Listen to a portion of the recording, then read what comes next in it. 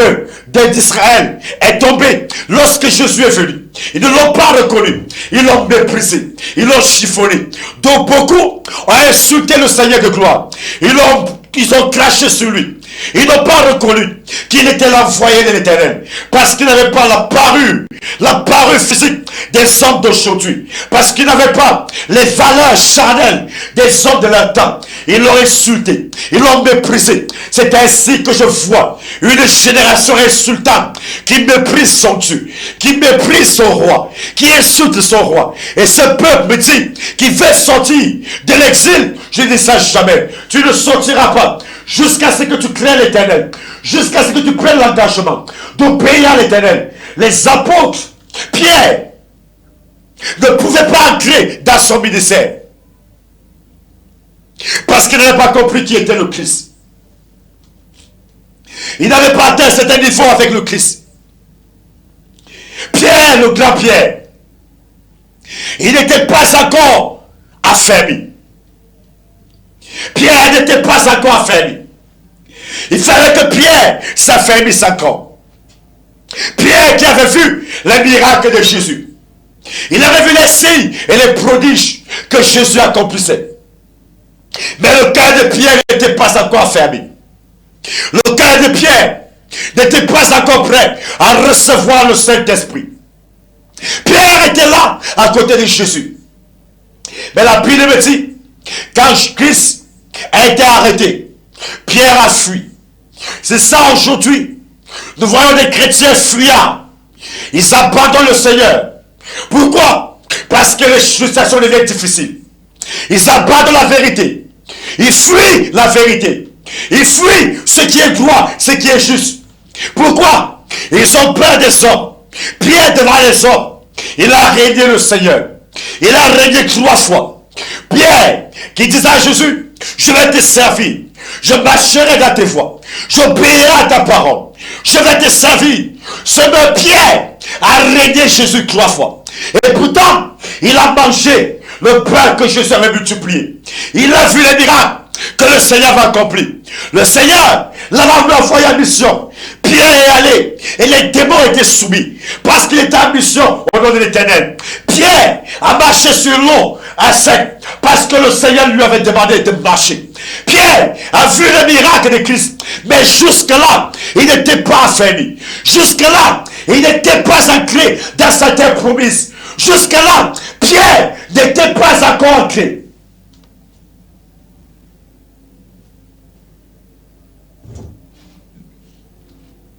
Malgré les signes et les prodiges, malgré les miracles, le grand Pierre n'était pas ancré à la terre promise, dans sa terre promise, dans sa Jérusalem, dans son ministère. Il n'était pas encore ancré. Il était encore dans le doute. Il a trahi encore le Seigneur. Le grand Pierre, celui qui était avec le Christ, Jésus l'a amené partout. Il a vu, les anges lui ont dit que voici l'agneau de Dieu qui ôte le péché du monde. Il a vu les anges lui parler. Pierre avait vu. Élie était là. Moïse était là. Jésus était là. Et une voix est sortie du ciel pour dire à Pierre, voici mon fils bien-aimé, suis-le. Jusque-là, Pierre l'a trahi. Jusque-là, Pierre a régné 3 fois. C'est ça aujourd'hui. Nous voyons des gens, ils disent mes bouches qui veulent servir le Seigneur. Mais ils ne sont pas prêts à prendre le risque avec le Christ. Ils ne sont pas prêts à risquer ce qu'ils ont de meilleur. À risquer le temps, les saisons, la capacité physique pour le roi. Et tu veux faire des grandes choses avec le Seigneur, c'est impossible. C'est impossible, bien-aimé. Celui qui n'est pas prêt à abandonner père, mère, enfant, ne peut pas me suivre, dit le Seigneur.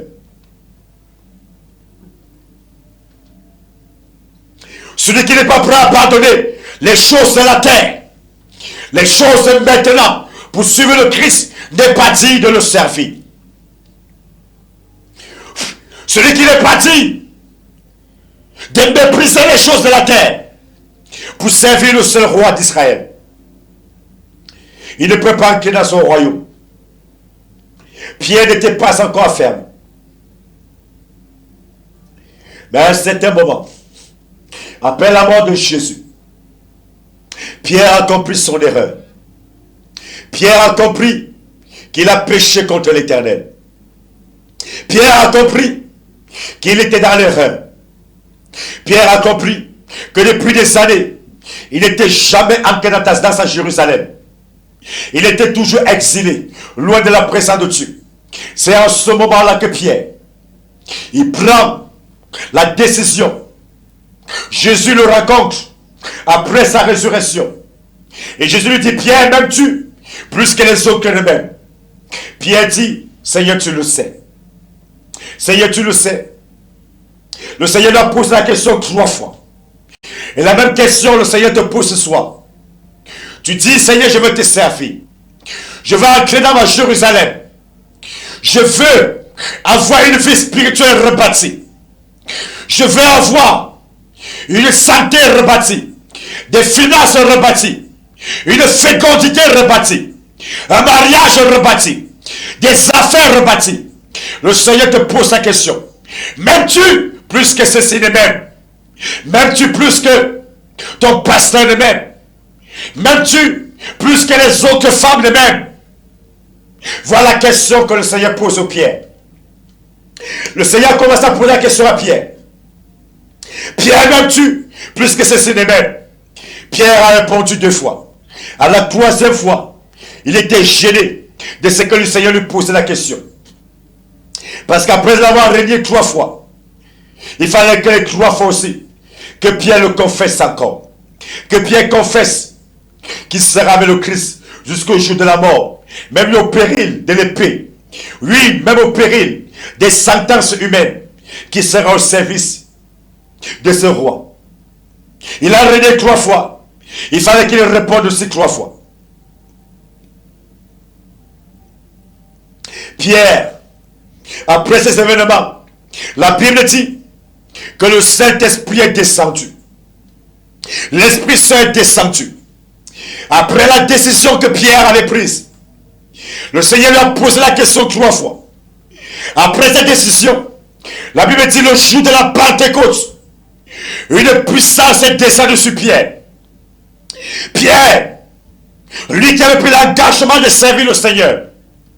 Pierre qui pense à sa famille. Pierre qui pense à autre chose.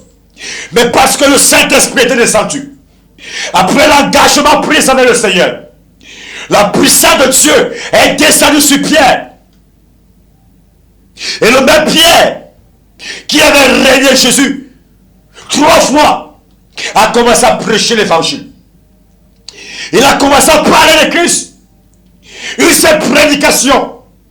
Des milliers de personnes sont repenties. Des milliers de personnes ont donné la vie à Christ. Ils ont abandonné ce qu'ils avaient. Ils sont détournés de leur voie négative. Pourquoi? Parce que Pierre avait pris un engagement 3 fois. 3 fois il avait régné. Et 3 fois il a annulé la force qu'il avait poussé à régner le Christ. Ce soir, bien aimé, peut-être hier tu as régné le Christ et ça t'a amené à l'exil. La Bible dit que Pierre a commencé à fuir. Il est devenu un fuyard. Il était incapable de rester dans la vérité. Il a commencé à vivre dans le mensonge. Pierre vivait dans le mensonge. Il était incapable de vivre dans la vérité. Pourquoi? Parce qu'il avait régné le Seigneur. Quand tu règnes le Seigneur, tu seras exilé dans le mensonge. Exilé dans le désordre, dans la peur. Mais la Bible me dit, parce que Pierre, parce qu'il a confessé qu'il va élève le Seigneur, que Jésus je t'aime, Jésus je t'aime, Jésus je t'aime. 3 fois, il a annulé la force qu'il avait poussé à régner le Seigneur. Et la Bible me dit que le Saint-Esprit est descendu à Pierre. Et ce même Pierre a commencé à prêcher l'évangile. Avec, il n'avait plus peur. La peur était partie. Le courage était revenu. Pierre a commencé à rebâtir les vies qui étaient ruines. Ah oui, il a trouvé un homme au temple dont la vie était abattue. Cet homme était un mendiant. Pierre est arrivé. Il a dit, je suis le bâtisseur de Jérusalem. Non, moi-même hier, ma Jérusalem était détruite. Je suis devenu le bâtisseur de Jérusalem. Et Dieu lui a dit, oui Pierre, tu es Pierre.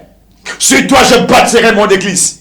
Ah oui, c'est là que Pierre est devenu un homme. Il a commencé à rebâtir les vies. Pierre arrive au temple. Il a vu cet homme. Il a dit, je n'ai ni or ni argent. Mais ce que j'ai, je te le donne. Au nom de Jésus, lève-toi et marche. Et la vie de cet homme a changé. La vie de cet homme a changé. Pourquoi? Parce que Pierre était en grande fonction. Ce soir,